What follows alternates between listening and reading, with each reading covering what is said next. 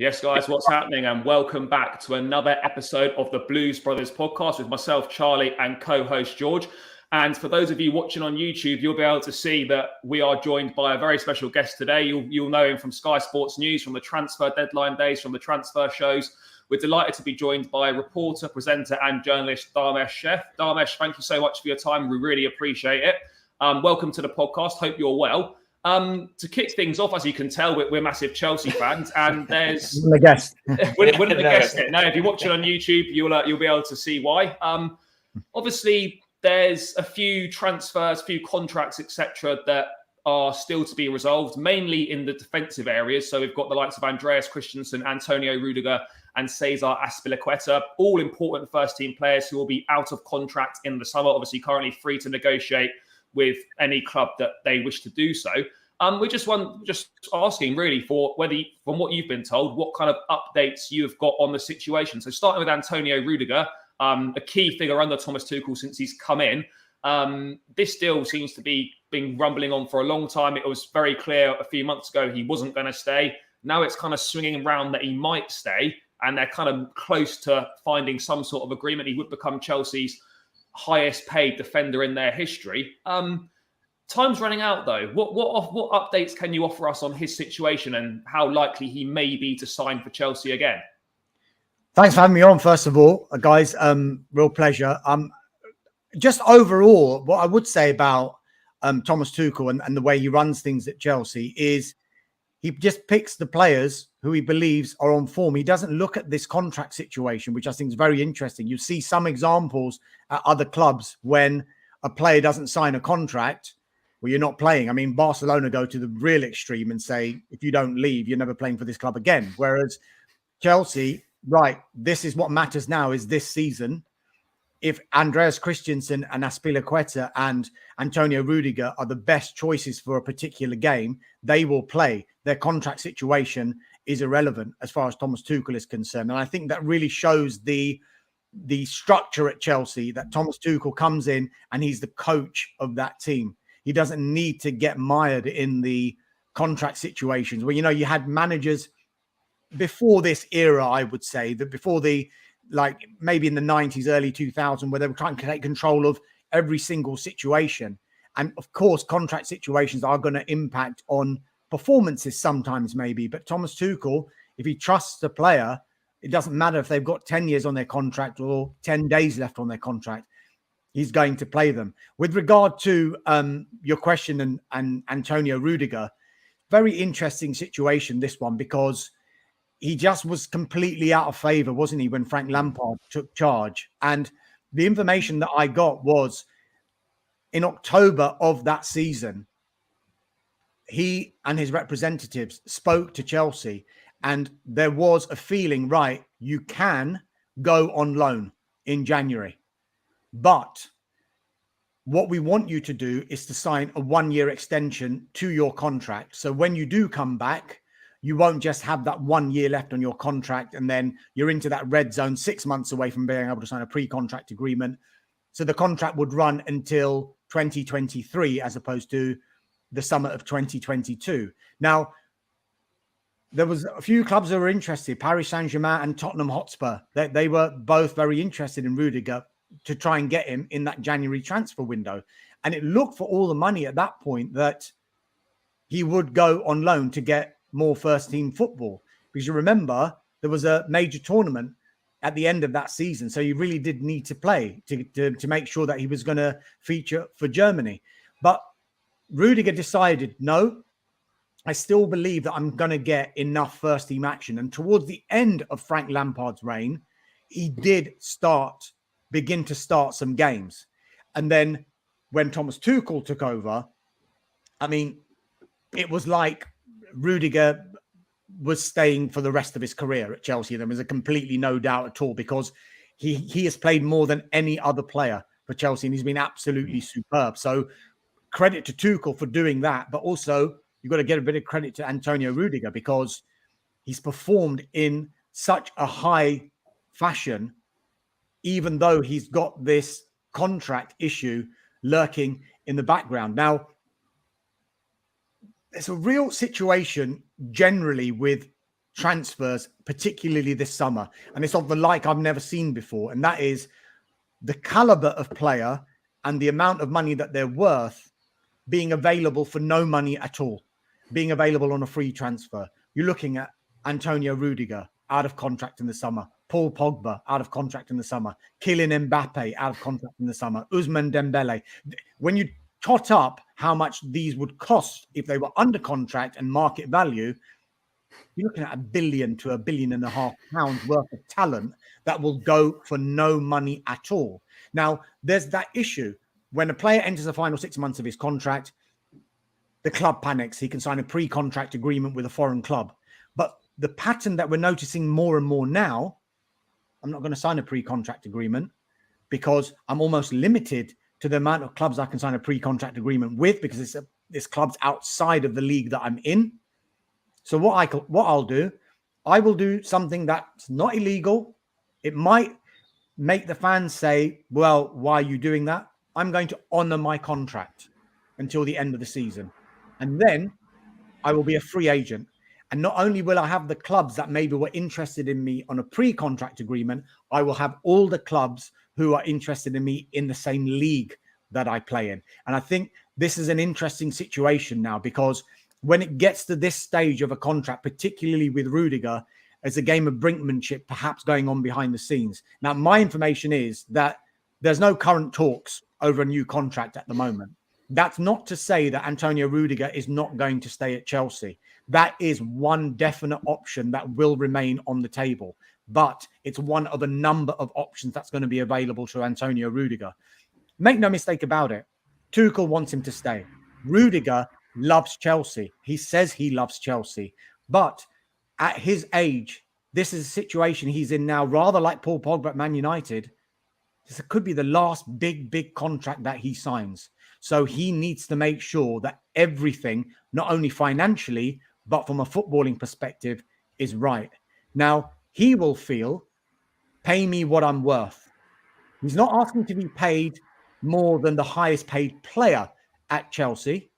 But some fans could argue that if they see certain players at Chelsea earning 2 or 3 times more than Antonio Rudiger, then maybe there could be a little bit of sympathy towards Rudiger. And they'll say, actually, he's got every right to say, I'm going to wait for a big contract. Because if I'm seeing certain players who may not be performing on 2 or 3 times more money than me, and I'm being picked every single game, and I'm playing like I am, then why shouldn't I ask for what I think I'm worth? The issue that Chelsea have got is this, and a lot of clubs will have with players entering the last 6 months of their contract. And that is, yes, Premier League clubs can pay the big wages. And what could happen, a foreign club might not be able to pay the big wages. And people may ask, well, why have they gone to that foreign club if it was a financial decision? That's because the foreign club would not have to pay a transfer fee. And some of that transfer fee that they may have laid aside for that position could then be used as a signing on fee to make up the shortfall that Rudiger, for example, would have had from getting big Premier League wages to slightly smaller wages at a Spanish club or a French club, for example. So make no mistake, all of European football's top clubs are after him. Bayern Munich are interested. Paris Saint-Germain are interested. Real Madrid are interested. Chelsea, of course, want to tie him down to a new contract. They've made no secret of that. Those talks need to resume, though. As you say, time is running out. But I think Rudiger's focus and Thomas Tuchel's focus will just purely be on the football. There's too much at stake to let this situation derail what could potentially be a very special season still for Chelsea. But on the flip side as well, when you get to the end of the season, because there's also my information that Ralf Rangnick is a long-term admirer of Antonio Rudiger. And I'm not saying he's going to go to Manchester United. I'm not saying that at all. But Manchester United potentially could be an option for Antonio Rudiger come the summer. And that's one of the reasons maybe he's saying, why do I need to sign a pre-contract agreement and show my cards now? Because in a way as well, what would the fans think? You could probably tell me more than I could. You're Chelsea fans. Say, for example, Antonio Rudiger signed a pre-contract agreement with Real Madrid, for example, in January, what would the fans' fears be about his performances for the rest of the season? Would that be in the minds of fans? I'm asking you. Yeah. No, I mean, I'll say first. I think 100%. You know, obviously, every sort of poor performance you put in as a player, it's going to happen. But when as you say, if you've got a contract agreed with the club, you know you're leaving in 6 months' time. You then start to think, well, is his performance levels dipped because his mind's elsewhere? He's thinking about Real Madrid, for example, and I think it might create a little bit of disharmony in the dressing room. You know, you're in there every day with these guys, see them training, you're on the pitch, you're trying to win the big prizes together. And you've got one guy that is essentially saying, I don't want to be here anymore, but I'm only here because I've got to see out my contract and I'm going elsewhere. So how committed is he to the project and the goals that are trying to be achieved? I'm not questioning players' professionalism, but that's got to be a thought as a fellow professional that, well, how committed to this guy is to helping us achieve our goals is he? And I guess that can cause divides within dressing rooms. So it is a problem. And I guess, like, as you said, you probably will see more of it now. Players will, rather than agree in a pre-contract, they will run down, become a free agent, and then negotiate with whoever they want to negotiate with. And it puts them in a much better bargaining position as well. You know, so there is a risk involved as well, though, because if you're in the final 6 months of your contract and you're not going to sign a contract with your current club, say you get injured and you haven't signed a pre-contract agreement, there's that risk as well. So it is a gamble. Look, we're not saying that anyone's going to get injured in these final 6 months, but it's the pros and cons of that situation. But the Chelsea thing, it can't be ruled out. This is only information I'm getting with regard to Rudy. It cannot be ruled out that he will sign a new contract at Chelsea. And I know they've been hearing noises that, it's looking more likely to be Chelsea. It's looking more likely he's going to leave. There's going to be lots of talk about someone who's entered the final 6 months. The only thing I can tell you is the information that I've been given is that he's happy, he's focused, and he'll make his decision when the football is out of the way. And I think he's even said that as well. And it doesn't mean that it won't be Chelsea. Yeah, no, that's fascinating insight on Rudiger. And obviously, we really do want him to stay. Obviously, got big League Cup final coming up this weekend. Need him to focus on that. But as you say, whilst he's putting the performances in, the contract issue for myself as a fan is really secondary. You know, as long as he helps us to deliver the goals this season, then ultimately, yeah, be gutted if he goes. But Chelsea spend money, someone else will come in, and you kind of forget about it. That's just sort of the way football goes. But just on a couple of others, obviously you might not have as much information, but just like perhaps your general feeling or things you might have heard, is it a lot less likely for Andreas Christensen to be staying? Because things that I've seen, Chelsea not prepared to offer a new deal in terms of what's currently on the table. Teams like Bayern Munich interested. He's obviously of a good age. He's performed very well, and I'm sure the club would like him to stay, but he's switched his representatives, etc. Links with Barcelona as well. From what you've been hearing, what you might have picked up on, Christensen more than likely to leave, isn't he? Again, but it's the same situation with Rudiger in a way, because what you said there, look, Chelsea not prepared to pay Christensen what Christensen wants to stay at the club. And at the moment, that's the situation with Antonio Rudiger, because I think Rudiger wants to become the Premier League best paid defender. And he feels that's his worth, so that's what he should be paid. He won't make him the best paid player at Chelsea, but he wants to be the best paid Premier League defender. Now, Christensen, you see, they seem to have the cards when you get to the final 6 months, because you can demand more perhaps than you can go when you're negotiating. You can probably go a little bit higher, thinking you actually would settle there, but you might get here because the clubs are thinking, you know what, we don't want to pay him that much. We can bring him down to this. And actually, the player might actually be happy with that. The same thing with, say, Azpilicueta. The Azpilicueta one, that seems to me from a complete outsider's perspective, and I don't know the ins and outs of this one at all. I mean, there's lots of talk with Christensen and Azpilicueta with Barcelona. I just wonder whether the motivation for Azpilicueta would be slightly different, in that he's won everything. He has won everything with Chelsea. And so almost it's like, that's that chapter done. What else can I do? I've captained this club and I've won everything. Maybe it's time now. Do I go back home? Do I go back to Spain? Do I do a couple of years at a great club like Barcelona, or maybe even go to another country and try out a different challenge? So it feels that the Azpilicueta one, from an outsider's perspective, just feels a little bit different to the other two, simply because of the age and the longevity of Azpilicueta and how much the other two players may want to be paid at Chelsea compared to Azpilicueta. And I don't know whether it will be motivated totally by finances with regard to Azpilicueta, and whether it's a footballing challenge perspective, which is the higher motivation for him. Yeah, I'm just on Azpilicueta. My understanding from what I've kind of been reading and stuff is that there's a 2 years plus one on the table from Barcelona. Chelsea have got a 1 year option, 1 year plus one. Chelsea obviously notoriously with players in their 30s, it's always 1 year rolling deal. It's whether you're John Terry, whether you're Frank Lampard, doesn't matter who you are. It's been a 1 year revolving policy. But I guess it's a decision for Azpilicueta to make, and he would go with our best wishes in terms of what he's done for the club. Yes, we'd love him to stay, but ultimately he's coming towards the end. As long as he gets the send-off that he deserves, because over the years, Chelsea have not been the best at giving players that have served the club really well a send-off.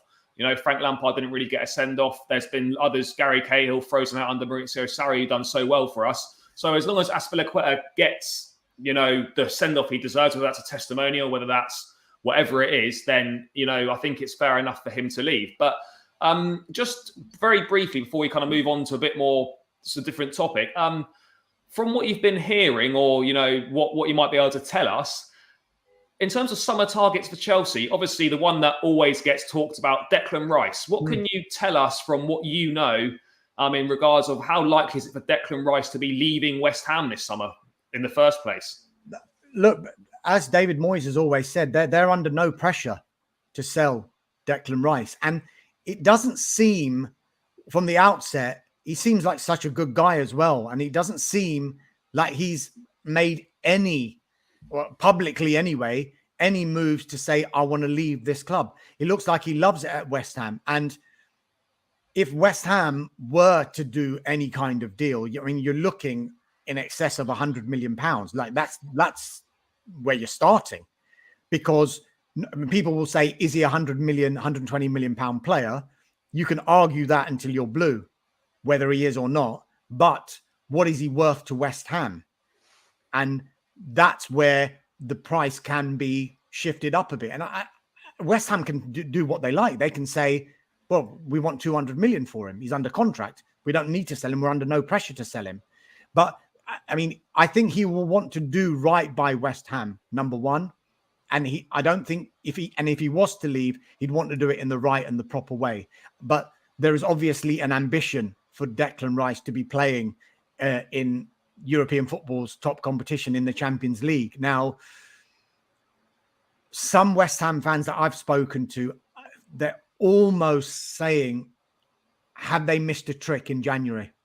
Did they miss a trick in January? Because for me as well, I don't know what you guys think, aside of the top two and maybe the top three Chelsea as well, that fourth place, for a while, you can't call it. And it was like West Ham are properly in the mix to get that top four. And you just wonder, had they just twisted in the January transfer window, brought a couple of players, could that maybe have just given them that impetus to get over the line? Because they're still in the Europa League, and now those fixtures are going to start increasing. They're still in the FA Cup. They've still got those fixtures to play as well as the Premier League games. And you just wonder whether the chance that they would have had, would this be their best chance to get top four? And have they just missed out on it? And when will they get an opportunity like that again, given the likes of United, Chelsea, City, Liverpool, Arsenal, Tottenham?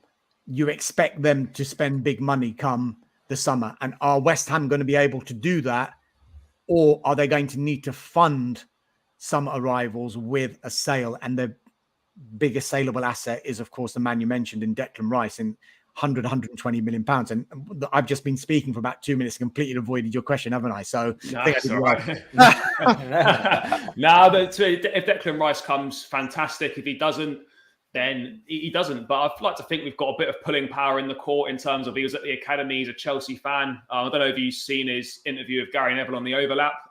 Speaks very openly about the fact he's in regular contact with John Terry. They're good mates. So hopefully he might be able to do us a favour. I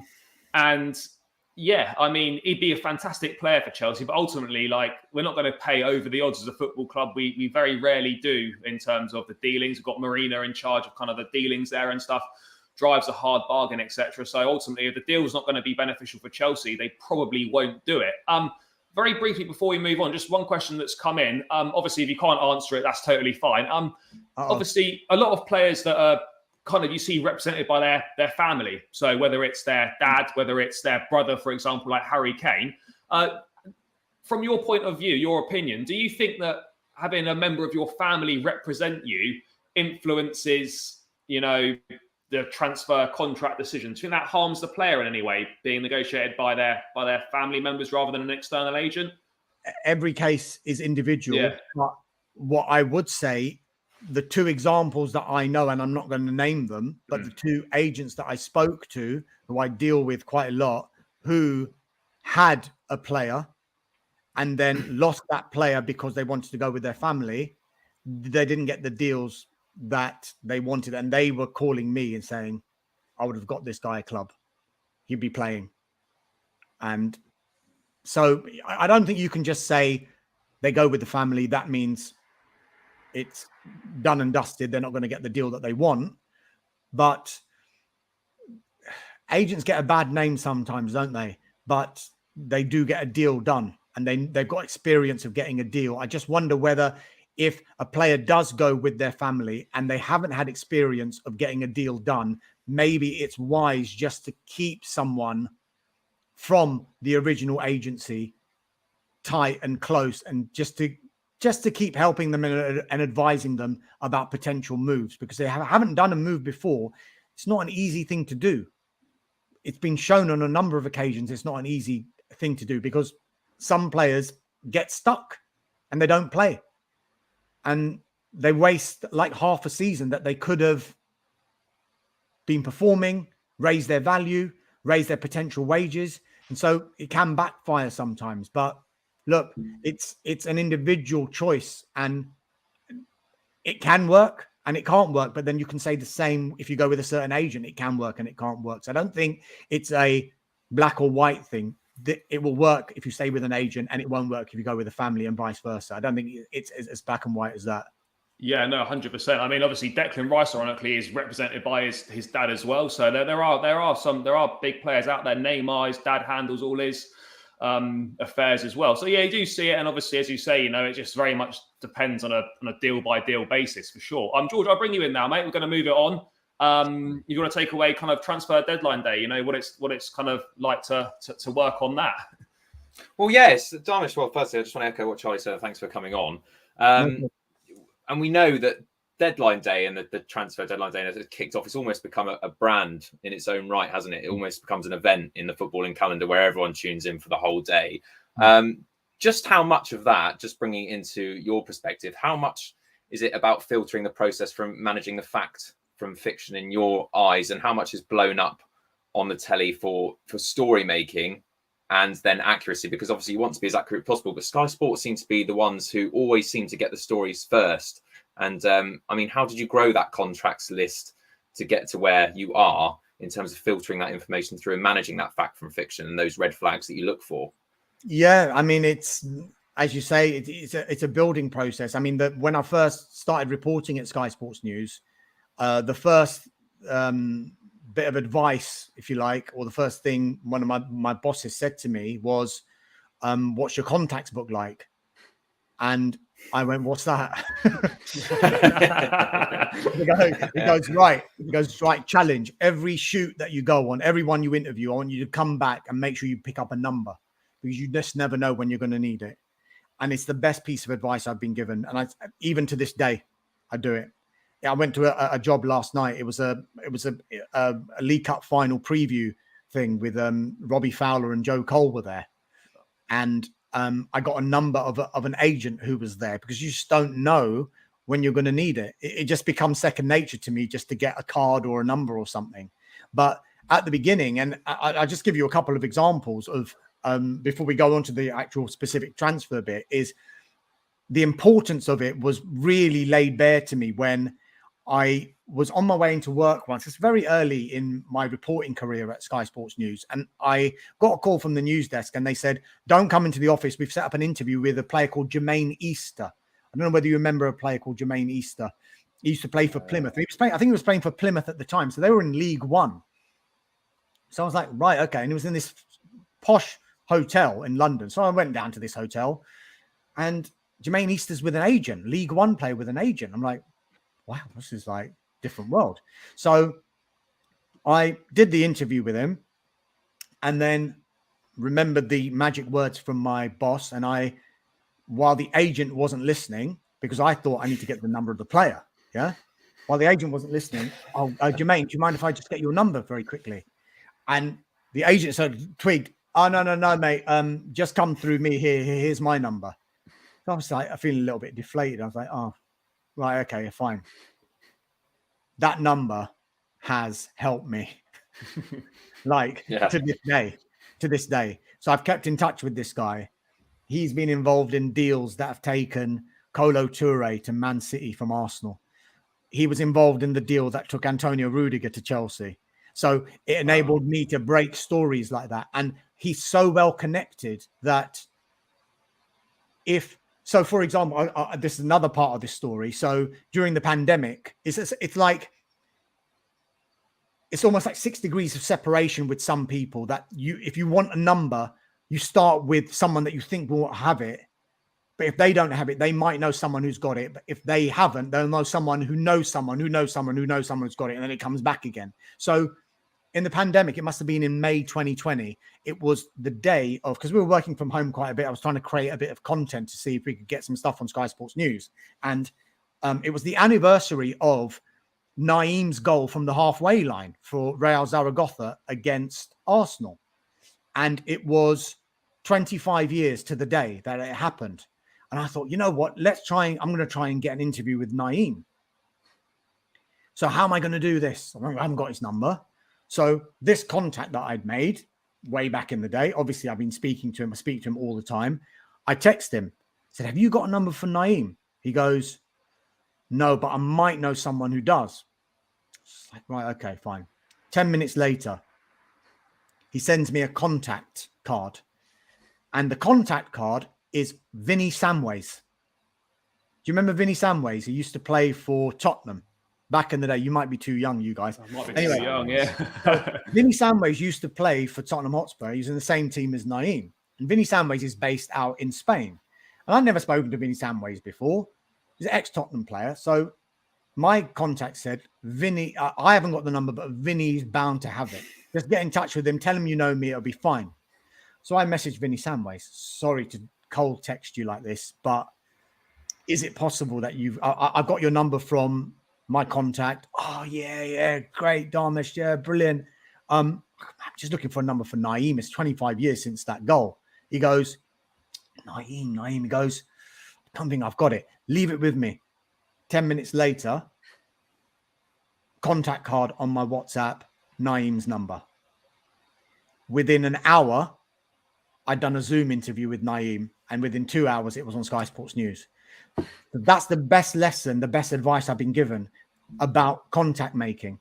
And it's agents now that are very, very useful to us. But as you said, how do you separate and how do you spot the red flags? For me, on a personal level, I've got a list of people now throughout the years that I've been doing it that I know who I can trust and I know who are going to be involved in deals. And I know aren't going to lead me up the garden path. Big red flag for me is when I hear an agent say to me, can you get this out, please? 5 clubs are interested in this player. The first thing I think of when I hear 5 clubs are interested in a player is who's the 6th club that you're trying to push to get this player. That's what I think. They won't name that club. They'll name 5 others. But the problem we have, well, not the problem. That's unfair. So on social media and stuff, I see it all. You know, Sky Sports News are so slow. This, that, and the other. Why? We've got protocol in place when it comes to transfers. And so if I get a story from an agent, people don't realize I can't just go on air and say, this is what I've heard. I can't do that because we have to do proper journalism with this. So say, for example, Arsenal want to buy David Luiz from Chelsea. Okay. Which is what happened about 2 or 3 years ago. If I hear that David Luiz is on his way to Arsenal, I can't put that out, even though I know it's true because this is one of my trusted contacts. I know this is true. Still can't run it. What I have to do is message Arsenal and message Chelsea. And I have to tell them, say the time is 3:15, for example. I will tell them, I'm planning to run the following at 4:00. And I will tell them what the line is. I'm not asking for permission. I'm saying I'm planning to run this. So it gives them the right of reply. So if they were to say, this is complete nonsense, don't run it, there's a chance we wouldn't run it. If it later transpired that that story came true, I'd have every right to go back to them and say, doing this out of courtesy, we're letting you know what we're running so you don't see something surprising and then you're bombarded with phone calls from various other people. But it's got to work both ways. And in the main, it does work both ways. And we have great relationships with clubs as a result because we run stuff past them. They don't want us to run it, obviously, but they obviously also understand that we're journalists and our job is to get stories out. So there might be some times where we agree a form of words which might not be completely what I wanted to say, but enough for me to get a story out. And so with that in mind, it's particularly significant with transfers because during those 2 windows, the information is overload. It is constantly coming in. Not just me, all of my colleagues who've got contacts, not just them. Loads of other brilliant journalists on social media, that David Ornstein, Gianluca Di Marzio, they're all getting stories. And it's not like we can get every single story. We can't. It's impossible. So we try and control what we can. Hence why I have a select list of people that I say, right, I'm going to chase these guys and I'm going to try and get the stories that they're working on. So we've got some original journalism. But then there will be big stories that someone else is breaking. We don't ignore it. We'll check those stories out as well so that we'll be able to run that story as well. But we'll defer to the person who's broken the story. So on the transfer show, a lot of times myself and Carve will have our own stories, but we'll also say, there's another story that we've got. We'll add some information to it because it's our job not just to take that story and run it. We want to make it a little bit our own as well. But we'll say, oh, this was originally broken by David Ornstein at The Athletic. But we've also heard since then that the medical is, or the personal terms have been agreed, or they're close to being, we can add a little bit of information to move the story on. So during that time, during the window, it's like I say, information overload, but it's nothing compared to deadline day because I'll be honest with you, the rules are in place for the whole window, including deadline day, but it's so manic. I still do the right thing, the right protocol, but I think the time that we give a club sometimes on deadline day might be a little bit less, simply because the thing is so fast moving. It's not like a case of at 4:00 on deadline day, we're saying a club is interested in this player. You've got to be more than interested. You've got 7 hours left. You better get a move on. This is either happening or you're in advanced talks or he's having a medical or whatever. So hence the timing of it gets a little bit shorter. And look, they're very, very patient with us, all the clubs. And particularly on deadline day, I mean, I have to call them up on the day after and just say, look, thank you again for the whole window, but in particular for yesterday, because I know they would have been bombarded. The club I deal with quite closely is Arsenal. And I mean, Aubameyang on the final day, I mean, there was all sorts of stories happening there. I mean, he's turned up and the deal hasn't even been done. We're like, oh my God, this is Peter Odemwingie all over again. So but there was all of that. But that all adds to the drama for me for deadline day. And working on it, I've got to say, it's just, I still get the buzz working on that story. I still get the buzz of, I joined in 98, Sky Sports News. I probably broke my first story on Sky Sports News when I was reporting I started reporting in 01, so a few years after that. And the buzz that I got from breaking a story then to one that I still get now is still the same. It's still that, oh, come on, I need to get this story. And it's, when you speak to a club and you know that you're right and you get that confirmation in that text, you're just like, oh my God, brilliant, get it out. So that's still the case. But I think with Deadline Day, I would say just very quickly, I would say that with Deadline Day, it's kind of evolved into an event because I think Sky Sports News almost stumbled across it because there was one Deadline Day when Robinho and Berbatov, Robinho went to Man City in the morning and it was like, Man City have come to town. Look what they've done.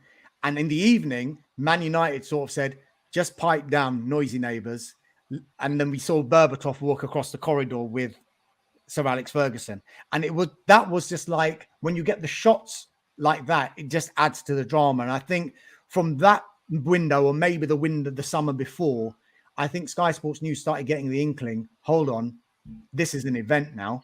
This is drama. And I don't know if clubs do it because it's drama or it's because the deal just happens to go that way. But so many clubs just end up doing something on the last day. What were you doing the last 30 days? Get it done. But, I mean, it's good for us.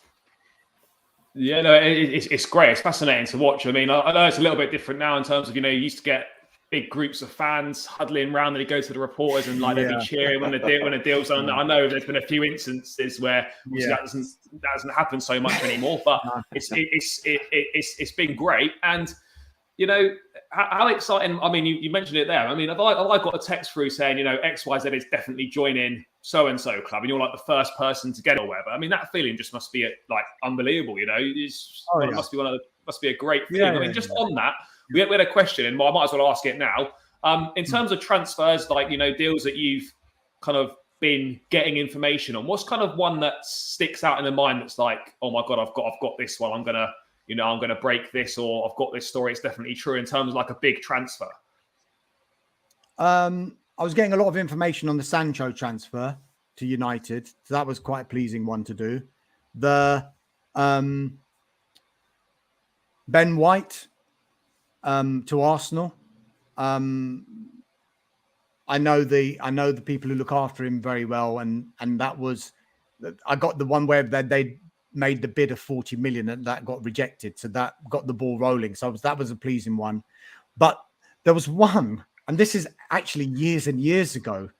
It's such a bizarre one, actually. So talking about is going back to when we make contact. So back in 2003, this would have been, I got sent on a job in Carnaby Street where Fulham were launching their new kit, and they put up a couple of players, one of who was Luis Saha. And what they did, they had various media there. So there was only one press officer from Fulham who was there, who was trying to coordinate the whole thing. So while they set me up with Luis Saha, they had to run off and set the other player up with another media. So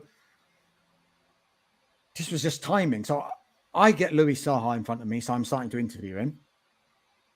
And the head of communications is standing beside Saha while I'm doing the interview, which is what happens. So I don't ask anything untoward, or if they want to stop something, or time is up, come on. So I think they must have said to me, look, last question. And as they said last question, I started asking the question, but then the player next to Saha had just finished his interview. So then she had to go away and sort out the next media for that interview. And as she was doing that, my interview with Saha finished. And with the words of my boss ringing in my ears again, I was just like, Louis, just do you mind if I just get your number? Yeah, sure. I'm like, oh, well, okay, fine. Louis Saha gave me his number. So I put the number in my phone. I was like, fine, I might need this at some point. And then the whole Man United thing started happening. I was like, oh my God, I thought his number. She's like, got it. I just try it. Started messaging him, and no response on my first message. All right, fine. Then the phone goes. It's like message like Sahas replied. I'm like, oh my God. And then we got into a text exchange. I said, look, we're reporting this. Can you tell us the latest? And he was keeping me updated with stuff. So I was like, this is brilliant. But the most bizarre thing that happened was there was a Chris Coleman interview. He was a Fulham manager, I think, at the time. And I think he was maybe having a little bit of a go at Zaha or Man United or something about being unsettled or whatever.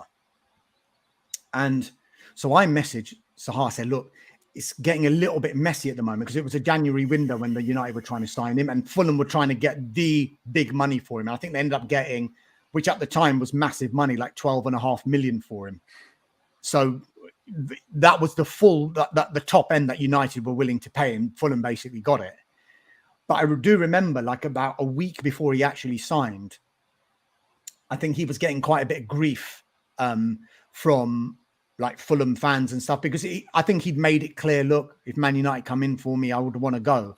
So I said, look, I think you want to say something just to like maybe appease, you know, fans and stuff, because it's not great that, you know, and that might not be who you are. Like, you know, you might, you know, you love Fulham, don't you? And all this kind of thing. He goes, yeah, I love them. Da, da, da. I love the fans. It's just that it's a dream. Like if a club like Man United, I'm sorry, but it's one career, and I would want to, you know, I would want to take that opportunity. I said, well, why don't you just do a statement and we can run it as an exclusive statement on Sky Sports News or something? And he goes, yeah, okay. So I was like, all right. So I had my pen ready. I'm on the phone, silent. I'm like silent. I'm like, what's going on? And he goes, no, you write. I'm like, what? So between us, we came up with a statement that went out on Sky Sports News, and he was like, he was happy, and it wasn't so much to appease the Fulham fans, but I think he wanted to get his point across, because I think he was getting a lot of grief about it, and it was almost coming from him as well. Like, I do need to say something, but I don't know how to do it. To make sure that people know, look, it's nothing against Fulham. It's absolutely nothing against Fulham. And if it had been any other club, I probably wouldn't have gone. But it's because it's a club like Man United. I might not get this opportunity again. So I want to take this opportunity. And so I think he kind of trusted me throughout this whole process, because I wasn't really pushing him. Oh, are you going or what? And then when it was coming towards where we thought it was going to get done, I kind of texted him, and he said, look, you know, he must have said something like, you know, medical's happening, or, you know, I've been discussing personal terms or something. So I managed to get that. That gave me a massive buzz. It was just like, because I'd heard what my boss had said, I'd got the contact, and I'd used the contact, and I'd got the story. I mean, it doesn't always happen that way, you know, so, but on that situation, it did.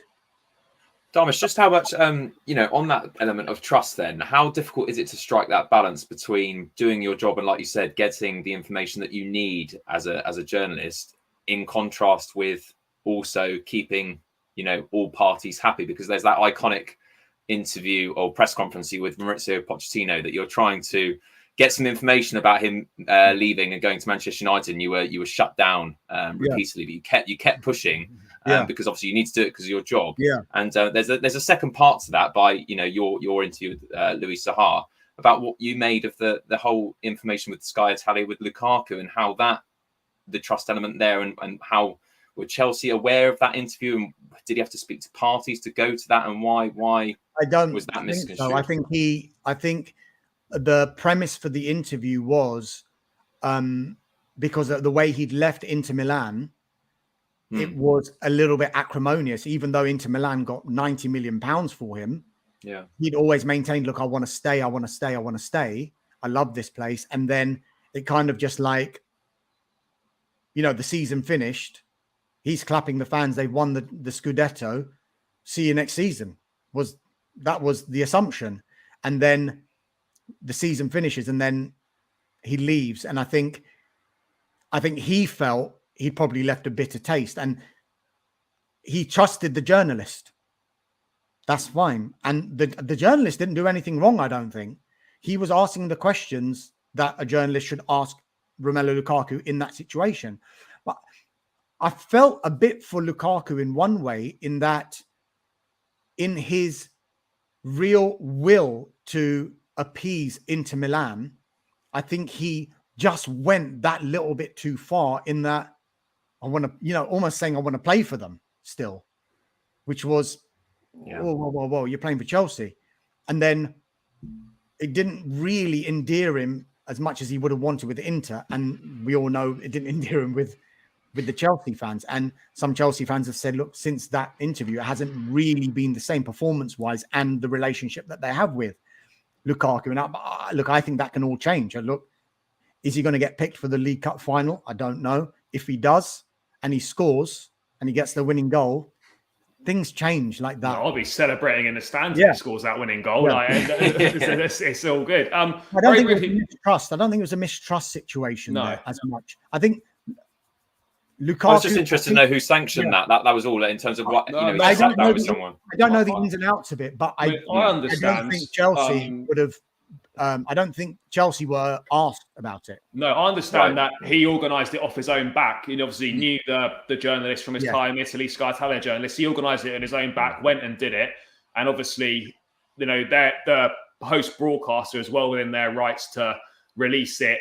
And it's going to have a slight spin on it based to Italy. It's going to have a slight narrative in that way. And obviously, when it's released, I don't know if he had any say in the timing it's released, but obviously, when you look at it, Chelsea struggling in December, they then release it whilst we're in the midst of a bit of a bad run of form, and it just kind of all things build to a head. But very briefly before we round out, Dharmesh, I'm a bit conscious of time. Don't want to keep you all afternoon. We talked about it very briefly, but the report in Italy suggesting that Lukaku was going to come back to Inter Milan potentially in the summer. You understand that's a fabrication, is it, from what you've been told? Well, look. The Lukaku situation, there are a couple of colleagues at Sky Sports News who are quite in with the Lukaku camp and what they've reported on Sky Sports News, because I haven't really gotten in on that camp. I do know people around Lukaku, but it's one of those ones where there's another reporter who's already talking to them. I'm not going to tread on their toes. Carry on. You're getting good information out of them. And I don't need to get involved with that. It's not like an ego thing. I want to break the story. Of course, I want to break stories, but not at the expense of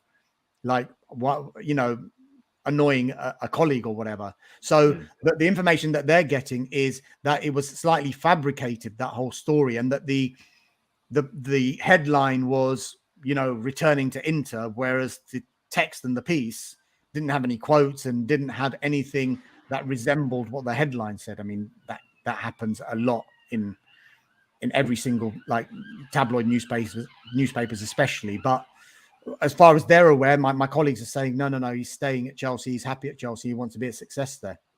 No, fantastic. And just to round out then, Dharmesh, obviously, I've got your Twitter handle across the banner linked in the description below as well. And obviously, people can find you on Sky Sports News if they've not seen you before.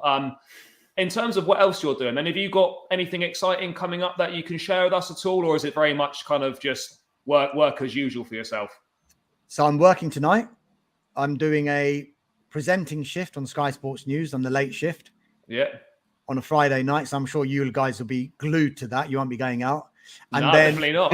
And then I might see you actually on Sunday if you're going to the game, because I'm covering the game for Sky Sports News. Mate, I'll be at the game on Sunday. Might come and say hello. Yeah. So we've got it's actually going to be really good actually, because Sky Sports News are really going big on the game. Obviously it's live on Sky, but the Super Sunday pre-match program that's at 10 o'clock in the morning, that goes until 1 o'clock. That's live from Wembley. Okay. So there'll be various guests there. And then when the Sky Sports News programming resumes at 1 o'clock, I'll be doing lives pitch side. And it's a really good guest list, actually. I've seen some of the names that we'll be speaking to before the game. Would be the likes of Jimmy Floyd Hasselbank and Gary Neville and Jamie Carragher and Danny Murphy and William Gallas and Petr Cech, I've been told, we might be speaking to as well before the game.